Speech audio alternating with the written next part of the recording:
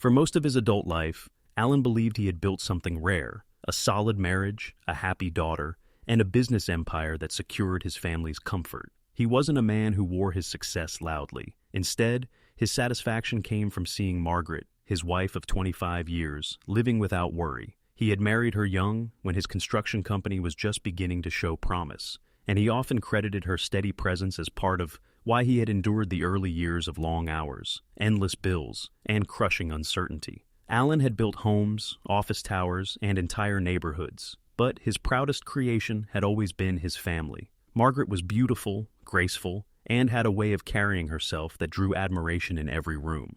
Their daughter, Brianna, grew up surrounded by love and security.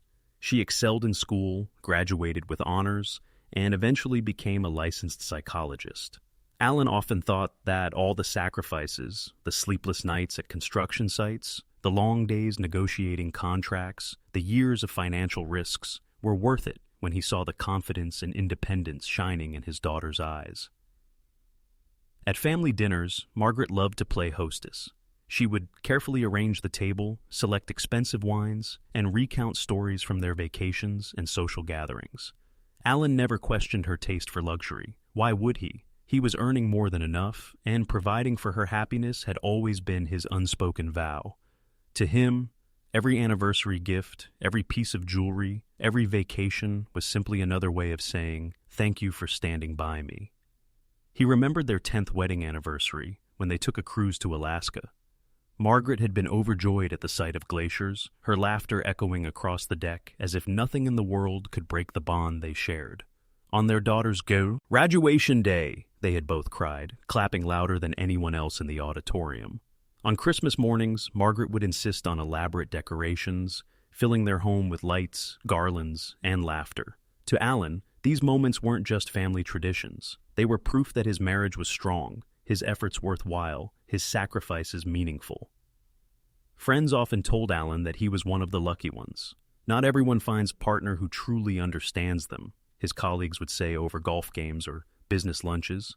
Alan would simply smile, not because he disagreed, but because he genuinely believed it. He thought his marriage had weathered storms, that the bond had deepened over time, that the years of shared struggles and triumphs had only strengthened what he and Margaret had. If there was a flaw in his thinking, it was that Alan trusted too easily. He never doubted Margaret's intentions. He never questioned why she suddenly grew interested in financial reports, why she asked more about valuations and contracts, or why her questions about assets became increasingly precise. To him, it was curiosity, perhaps even pride in what he had built. In truth, Alan's life looked perfect from the outside. He had wealth, respect, a beautiful wife, a successful daughter, and a house that stood as a monument to decades of effort. It was the kind of life people envied, the kind of life Alan never imagined would one day be ripped apart by betrayal from the very people he loved most.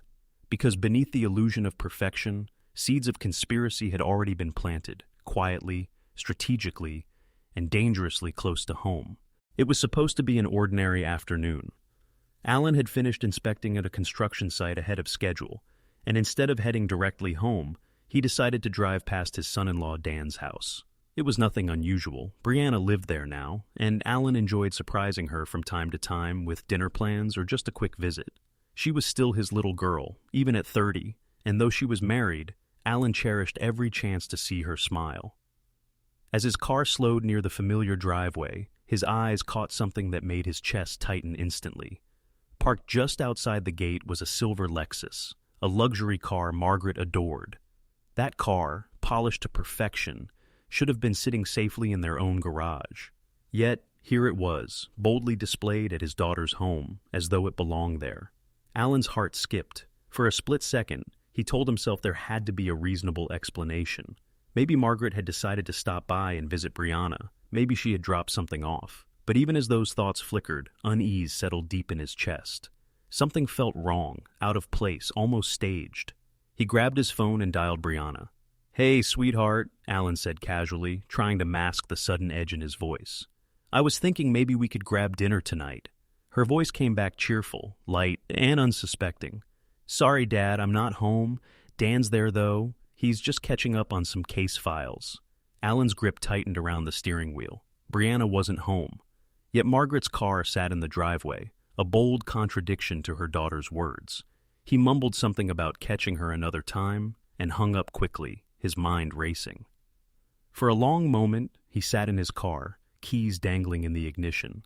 The logical part of his brain told him to drive away, to ignore what he had seen, to wait for Margaret to return home, and ask her calmly. But instinct, the same instinct that had helped him build a multi-million-dollar business, warned him that this was no coincidence. Something was happening behind those walls, something he wasn't supposed to see. Alan switched off the engine. His breathing was shallow, heavy with the weight of suspicion. Every step toward the house felt heavier than the last, as though the earth itself resisted his approach. He edged closer to a half-open window, careful not to make a sound. And then he heard voices. Margaret's voice, unmistakable even in a whisper, drifted through the gap. "When the old fool finally signs the papers, we'll have everything we planned for." The words struck like a physical blow. Alan froze, his blood turning cold. The woman he had loved for a quarter of a century, the woman he had trusted with everything he owned and everything he was, had just called him a fool. And she wasn't speaking with a stranger. Another voice answered, Dan's, calm, measured, professional. The timeline's perfect. File in June, claim irreconcilable differences. With the new statutes, Margaret's entitled to half of everything plus spousal support for life. Alan's pulse thundered in his ears. His son-in-law, his daughter's husband, the man he had welcomed into the family, treated like a son, trusted to love Brianna. They were plotting together, against him. The words blurred in Alan's head, but fragments pierced through. 12 million in construction business, 20 million total assets, bank statements already copied, 2 years of pretending to be the devoted wife. His knees threatened to buckle. He pressed himself against the wall, desperate not to make a sound. Each phrase from the conversation slashed deeper into him, shredding the illusion of loyalty he had lived under for decades.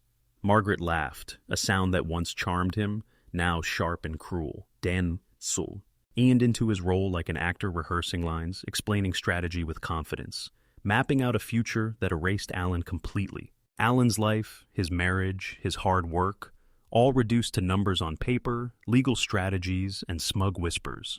As he stood there in the shadows, trembling, Alan realized the truth with devastating clarity. His wife and son-in-law weren't just betraying him emotionally, they were conspiring to dismantle his life piece by piece, brick by brick, until nothing remained. And he had arrived at the very moment when their masks had slipped. Alan remained frozen outside the window, the chill of the April air seeping into his bones. His heart pounded so violently, he feared it might give him away. Yet his body refused to move. He needed to hear every word, no matter how much it cut him apart. Through the gap in the curtains, he could see them. Margaret, his wife of 25 years, lounging comfortably on Brianna's couch as though she owned the place. Beside her stood Dan, tall, polished, smug. The two of them spoke with the familiarity of conspirators who had rehearsed this scene many times before. "The construction business alone is worth 12 million, Dan said confidently, his lawyer's voice smooth and cold. Add in the rental properties, the vacation home, the investments. We're looking at nearly 20 million in total assets. Margaret twirled a strand of hair around her manicured finger, smirking. 2 years of playing the devoted wife, nodding through his boring stories about payroll and building permits. Her laugh followed, light and cruel. God, the man actually believes I love him. Alan's chest constricted. The words pierced him deeper than any physical wound ever could. She doesn't love me. She never did. 25 years reduced to a performance. Dan reached for a manila folder on the coffee table and tapped it with authority. Everything is documented, bank statements, property deeds, business valuations. He practically handed us the keys to his kingdom, Alan. His stomach turned as bile rose in his throat. That folder represented years of his sweat, his sacrifice, his relentless dedication to building a future. All of it cataloged like prey ready to be carved apart. A twig cracked beneath Alan's foot. His breath caught. Both heads snapped toward the window. Margaret's eyes narrowed. Did you hear that? Dan waved it off. Probably just the neighbor's cat. You're paranoid. Margaret hesitated, her suspicion lingering. If Alan discovered this before we're ready, he won't, Dan interrupted, his lips curling into a contemptuous smile. The man couldn't spot a conspiracy if it wore a neon sign. By September, you'll be divorced, wealthy, and free to do whatever you want, with whoever you want. The words echoed like a death sentence. Margaret's silence was answer enough. Alan's knees nearly buckled, but he pressed himself harder against the brick wall, forcing his breath shallow. His mind screamed at him to leave, but his heart demanded he stay. He had to know how deep the betrayal went. They spoke casually of his destruction, like seasoned partners dividing spoils. Dan laid out timelines, statutes, legal loopholes, and strategies with clinical precision. Margaret chimed in with her rehearsed grievances, shaping herself into the image of a mistreated wife deserving compensation. Every "I love you," she had whispered over the years, now replayed in Alan's memory with venomous irony. Every anniversary card, every family photo, every intimate laugh, they were nothing more than props in a carefully staged illusion. His hands shook as he slipped his phone from his pocket. With trembling fingers, he hit the record button, ensuring every poisonous word was captured. He wasn't just a victim anymore. He was gathering evidence. Back inside, Dan leaned closer to Margaret, his voice lowering but still audible. By the time the papers are filed, he won't even know what hit him. He'll walk right into it, trusting fool that he is, and when the judge sees the financial records, it'll all be in your favor. Margaret nodded, her smile thin and satisfied. After 25 years, I deserve this. He built his empire, but I kept the home, raised our daughter, played the part of the perfect wife. It's my turn to enjoy what I'm owed. Alan nearly dropped his phone. His wife of a quarter century, the woman he had built a life around, had reduced his sacrifices to nothing more than her entitlement. The betrayal wasn't just about money. It was about dignity, trust, and love. And in that moment, Alan realized he had been living beside a stranger all along. Forcing himself to step back silently, Alan knew one truth with chilling certainty. The life he thought he had was already gone. What remained was only the fight to come. Alan's fingers trembled as he gripped his phone tighter, the red light of the recording app glowing like a lifeline in the darkness. For a moment, he couldn't feel his legs, couldn't even hear anything beyond the thunder of his own heartbeat. And yet, the voices drifting from the window kept pulling him back, forcing him to listen. Dan's tone had shifted from smug to calculating, each word dripping with arrogance. The beauty of this plan is his trusting nature. He won't suspect a thing until the papers are already in motion. By then, the assets will be frozen, and Margaret will have the advantage. Margaret's laugh followed, sharp as shattered glass. 2 years of pretending, 2 years of listening to his endless stories about construction sites and payroll. God, the man actually believes I love him. Alan's thumb tightened around the phone. Those words, the very same voice that had once soothed him during his darkest nights, were now venom preserved forever in digital clarity. He wasn't just overhearing betrayal, he was archiving it. Every sneer, every detail, every plan would now exist beyond Margaret and Dan's control. He crouched lower, the rough brick biting into his back as he shifted to stay hidden. The recording continued, his phone capturing the sound of papers rustling, Dan explaining court timelines, Margaret chiming in with mock sympathy about living with a controlling man. Alan's chest ached, memories swarmed his mind, Margaret holding Brianna as a newborn, their first Christmas together, the 25th anniversary cruise. All of it now poisoned by the realization that it had been leverage, performance, a disguise. And yet, in the midst of his grief, something shifted. For the first time in his marriage, Alan saw Margaret clearly, not as the wife he thought he loved, but as a woman playing a role for profit.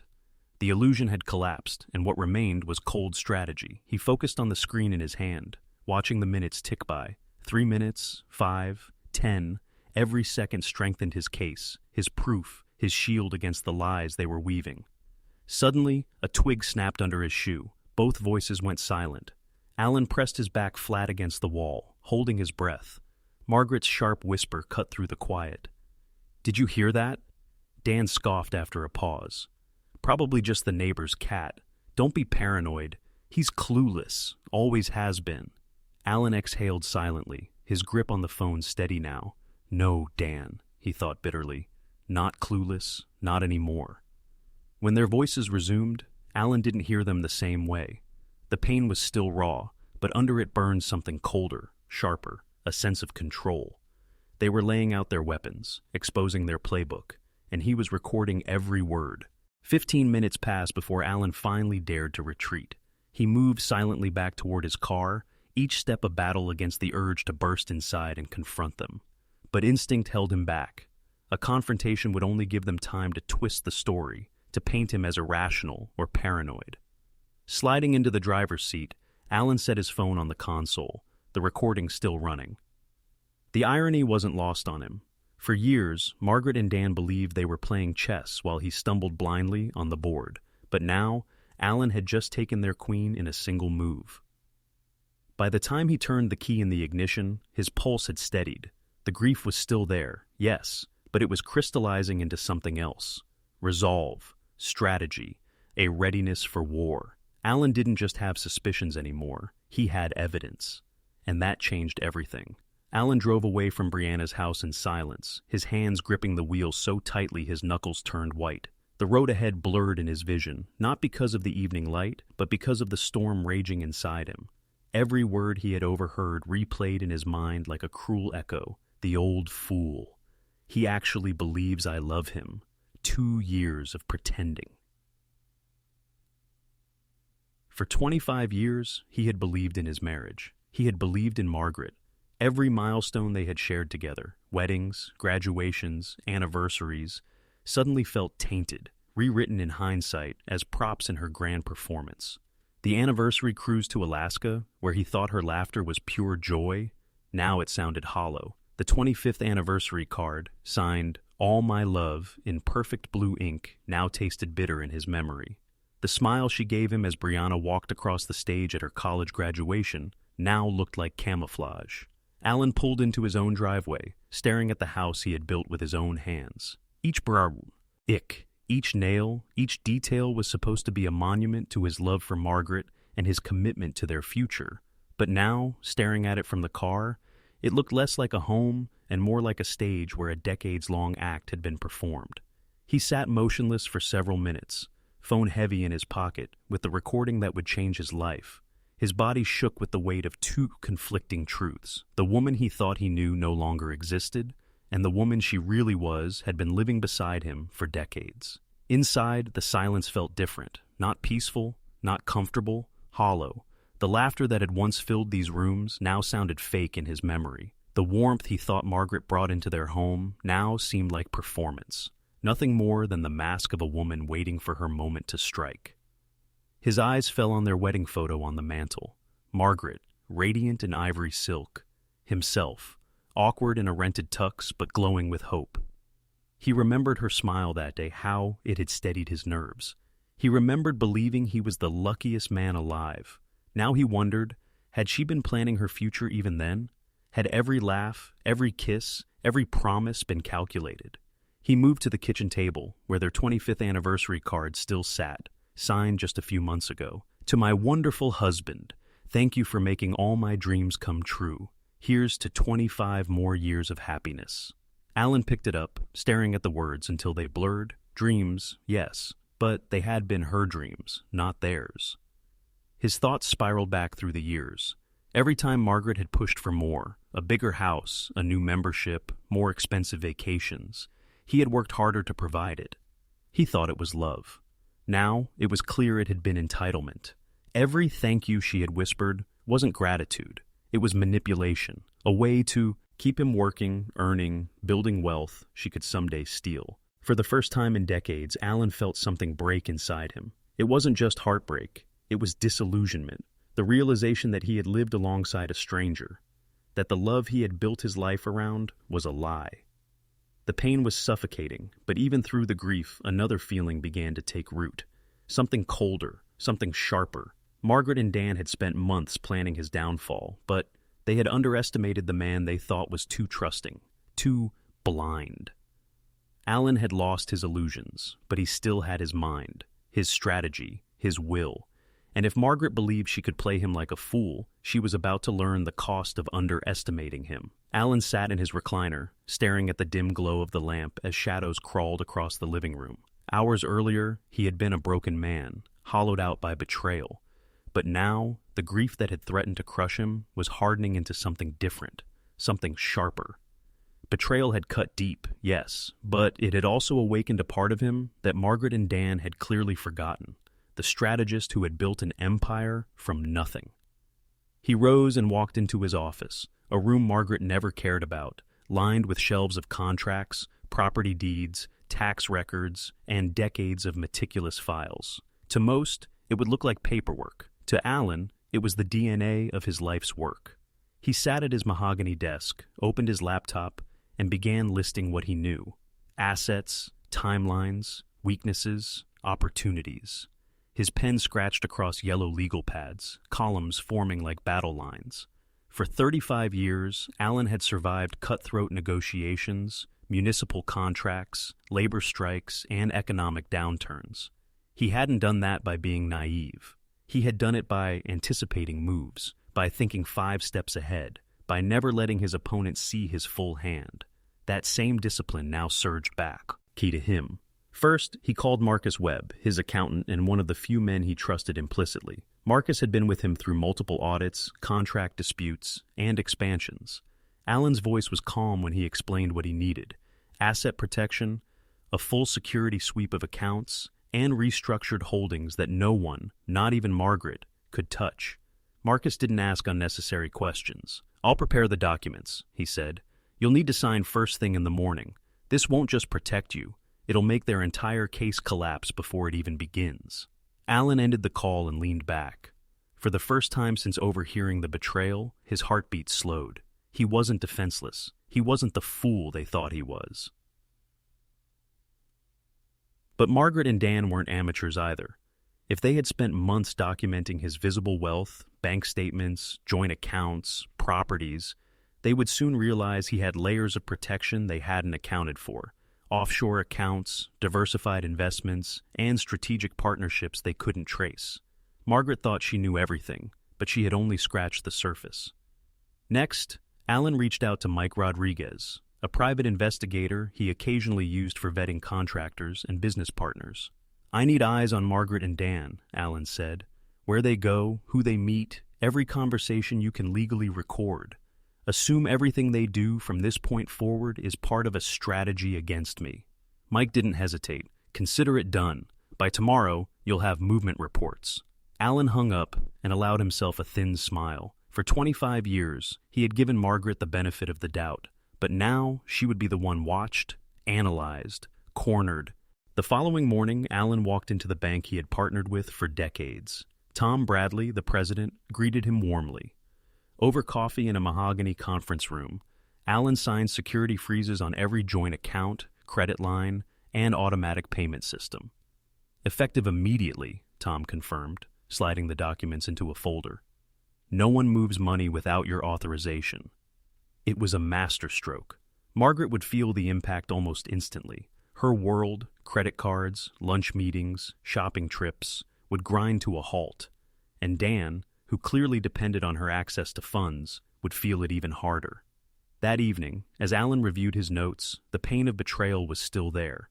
It flared every time he remembered Margaret's cruel laugh or Dan's smug voice.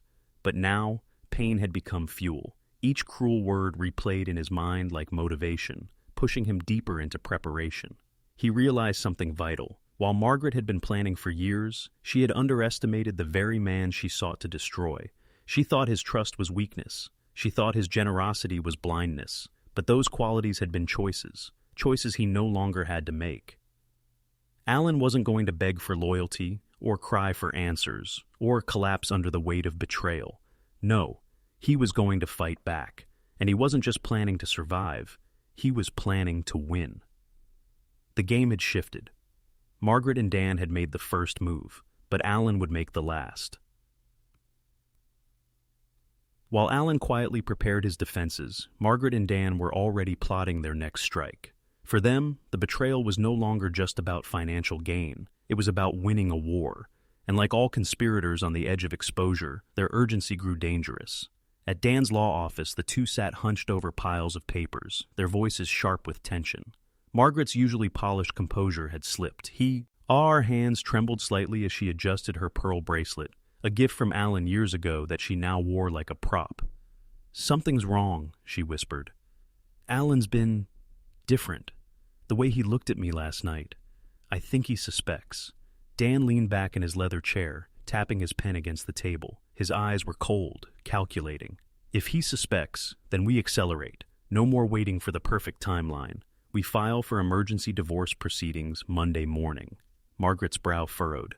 That's too soon. He'll wonder. He already wonders, Dan cut her off. Which is why we strike first. We claim financial abuse. We paint him as controlling, manipulative, using money as a weapon to intimidate you. Every generous act, every gift, every decision he made without consulting you, we twist it.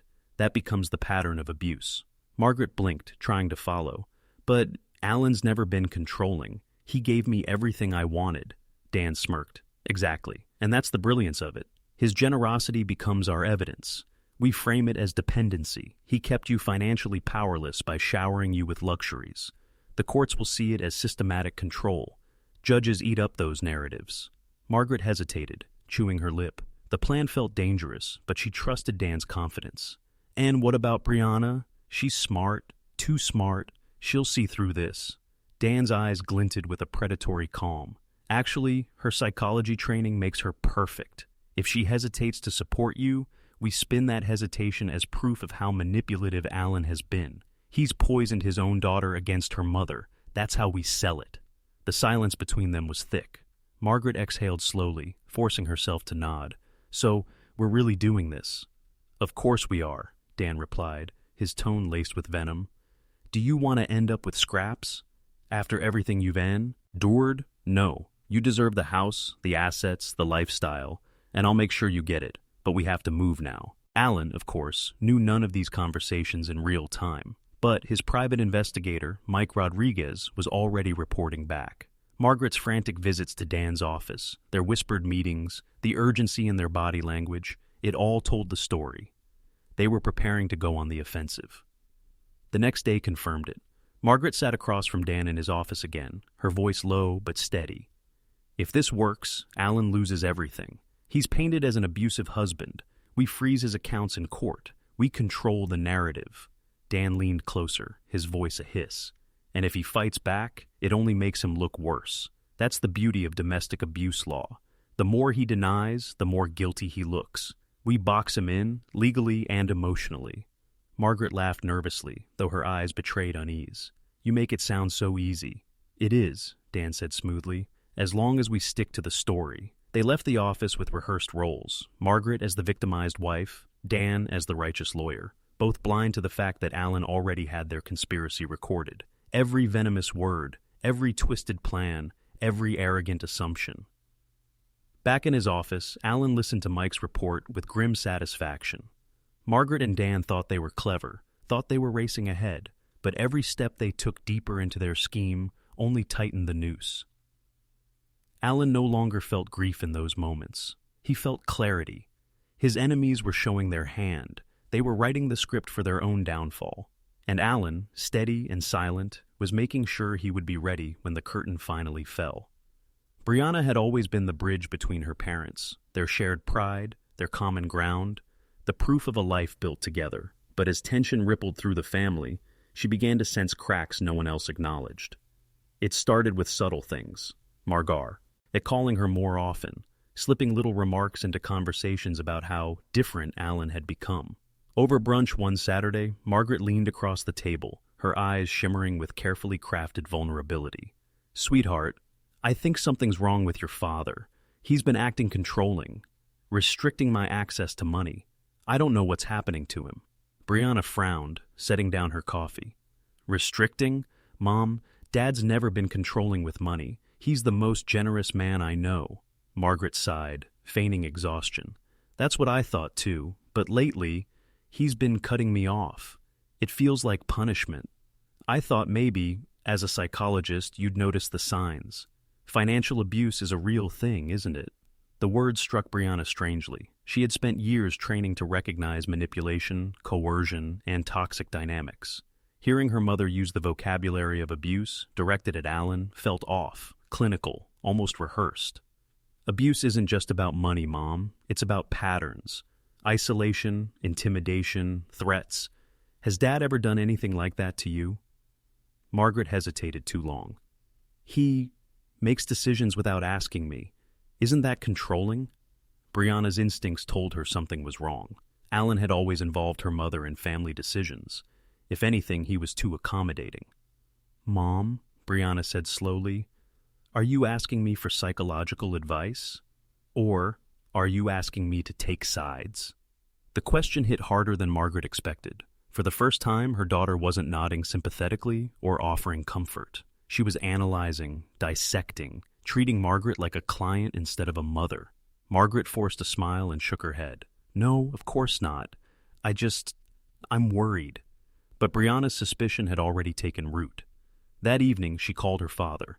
Dad, is everything okay between you and Mom? Lately, she's been saying strange things.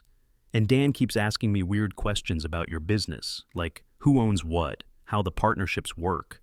It almost feels like they're fishing for information. Alan felt his throat tighten. His daughter's words confirmed what he already knew. Margaret and Dan weren't just conspiring against him. They were trying to use Brianna too. He kept his voice calm, steady. Don't worry about it, sweetheart. Business can be stressful sometimes, but thank you for telling me. There was a pause, and then Brianna said quietly, if something was really wrong, you'd tell me, right? Alan closed his eyes. He wanted to tell her everything, that her mother and husband were plotting to destroy him, that the family she trusted was crumbling under betrayal, but he couldn't burden her with the full truth, not yet. Of course, he said softly, but everything's fine. When they hung up, Alan stared at his notes in silence. He had proof of the conspiracy, but now it wasn't just about him. Dan and Margaret were dragging Brianna into their scheme, using her trust, her profession, her very integrity as ammunition. That was the moment Alan made a new promise, not just to protect his fortune, but to protect his daughter. Whatever happened next, he would not let Brianna become their pawn. The cracks in Margaret and Dan's perfect facade began to spread faster than either of them anticipated. It started quietly, small whispers in places where appearances mattered most. A declined card at Riverside Country Club, a missed committee meeting, a lunch bill Margaret couldn't cover in front of her friends. For a woman who had built her identity on status, reputation, and luxury, the embarrassment was crushing. At brunch with her usual circle, Margaret tried to laugh it off when her card was rejected. But Linda Patterson, once her closest ally in the club, exchanged a bow. Margaret felt the impact too. The man she had trusted to orchestrate her grand betrayal was suddenly drowning in scandal. Instead of promising her the mansion and the millions, he was making frantic late-night calls, his voice tight with panic. We'll fix this, he insisted, pacing his office. It's just temporary. The bar won't find anything we can't explain. But Margaret wasn't convinced anymore. The lunches she could no longer pay for, the friends who turned their backs, the whispers following her in every room. This wasn't the victory she'd imagined. And though she tried to hide it, the fear was visible in her eyes. Alan, meanwhile, carried himself differently. At the Chamber of Commerce meeting, he spoke with quiet dignity. When colleagues asked about Margaret's absence, he simply said, sometimes people aren't who you thought they were, but I'm grateful to have learned the truth before it was too late. The room, filled with peers who respected his decades of honest work, nodded in sympathy. In one subtle move, Alan had secured not just his finances, but his reputation. By the end of the month, the balance of power had shifted entirely. Margaret, once admired, was now pitied and excluded. Dan, once confident, was now cornered and desperate. And Alan, who they thought was the fool, stood taller than ever, his allies gathering around him, his enemies exposed for all to see. The Davenport County Courthouse was buzzing that Thursday morning. Family cases were usually routine. Custody disputes, support hearings, the occasional messy divorce. But whispers spread quickly when Margaret Cole arrived with a high-profile attorney in tow. Dressed in a conservative navy dress, makeup deliberately minimal, she looked every bit the picture of a fragile, wronged wife. Dan trailed behind her, posture stiff, jaw set. To the casual observer, they seemed prepared to wage a noble fight for justice.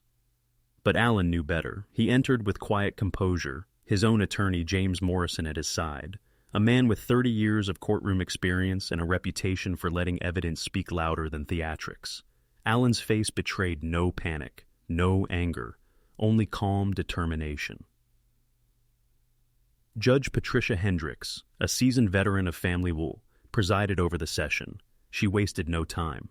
Mrs. Cole, you filed an emergency petition for a restraining order and spousal support. You allege your husband has engaged in financial abuse and intimidation. Please state your grounds. Margaret's voice trembled with practiced vulnerability.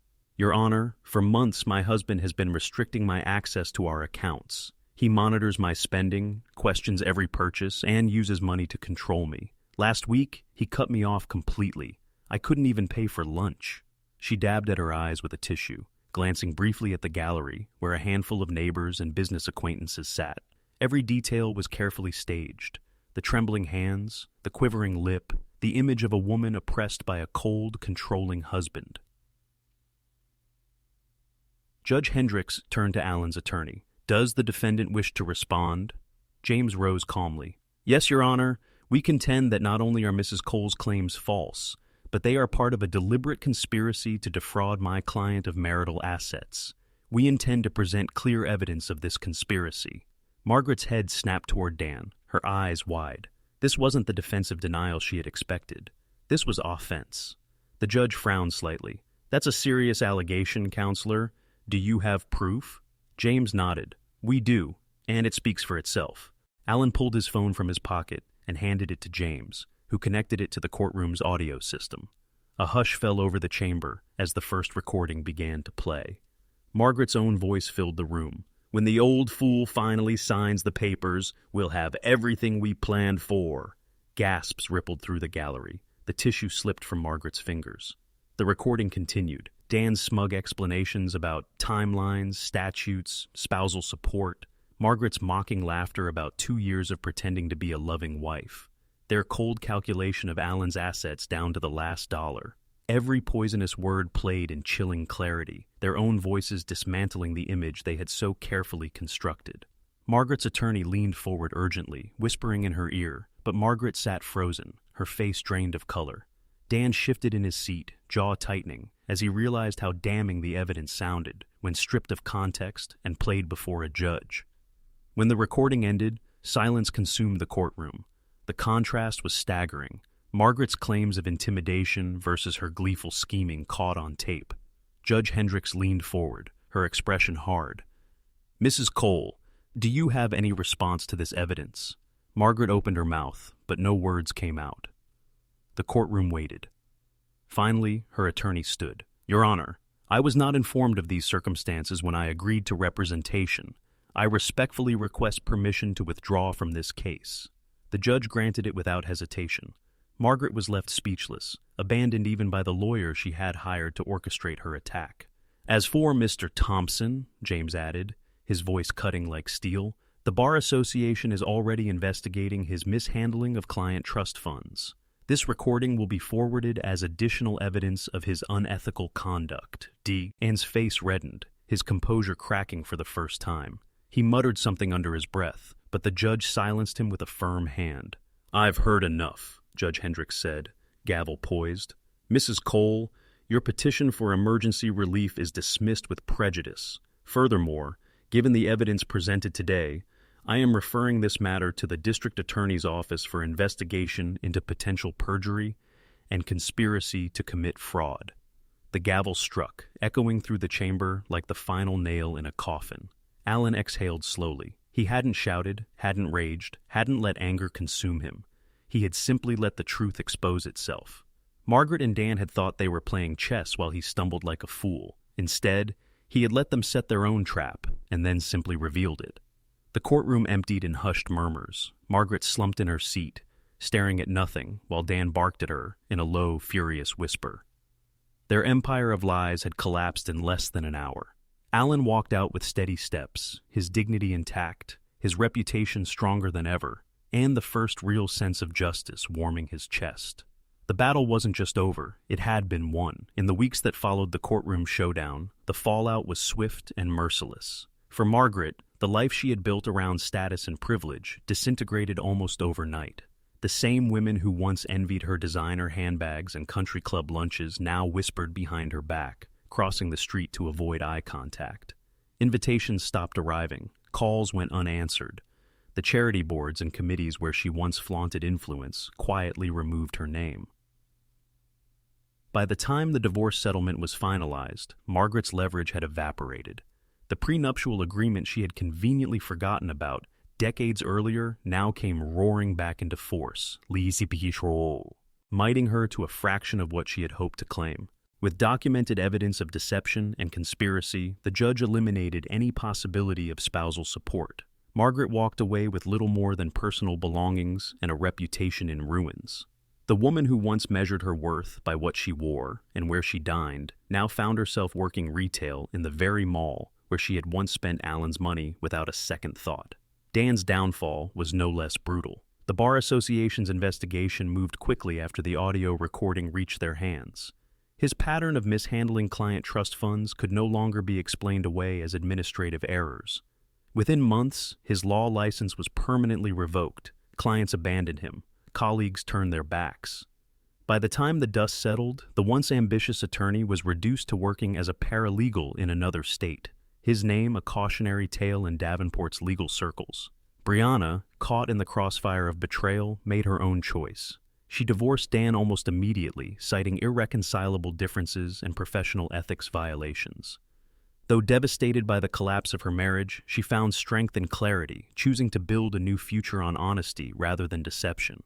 She returned to her work as a psychologist with renewed purpose, focusing her practice on helping families navigate manipulation and betrayal, a calling forged from her own pain. And Alan? He rebuilt quietly. Coal construction continued to thrive, buoyed not only by his skill, but by the loyalty of a community that respected his resilience. Friends, colleagues, and employees rallied behind him, their support proving that decades of integrity outweighed the schemes of two deceivers.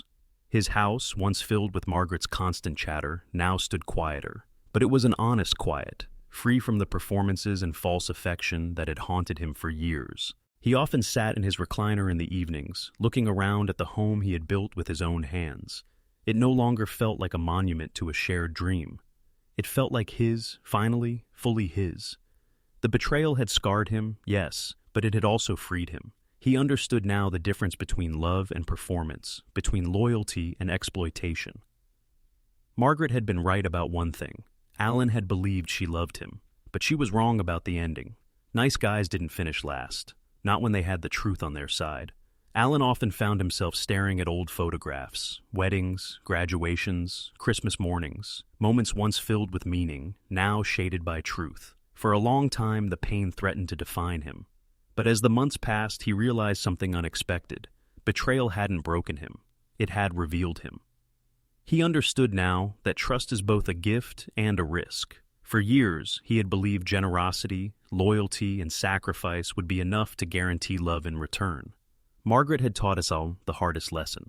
Sometimes, no matter how much you give, a person will only see what more they can take. And yet, her betrayal had also sharpened him, reminding him of the strength that had carried him through every challenge before. Looking back, Alan didn't regret building the life he had. He didn't regret working 16-hour days, providing a home, or raising his daughter with everything he had. What he regretted was assuming that love meant safety, that years together meant loyalty, that smiles and laughter meant truth. He saw now that love without honesty is just performance, and loyalty without integrity is nothing more than strategy. Brianna's choice to stand with him reminded Alan that all was not lost. Out of the wreckage, one bond had grown stronger, rooted in truth rather than illusion. That, to him, was worth more than the millions Marguerite had schemed to steal. In the quiet of his home, Alan learned to embrace solitude. No more false laughter echoing through the halls. No more conversations filled with hidden motives. Just honesty, dignity, and peace. And so, when people asked him how he had survived such a betrayal, Alan's answer was simple: because I chose to face the truth instead of clinging to lies. That was the lesson he carried forward. The truth may hurt, but it also frees. And sometimes, the greatest act of strength is not in holding on, but in letting go of what was never real.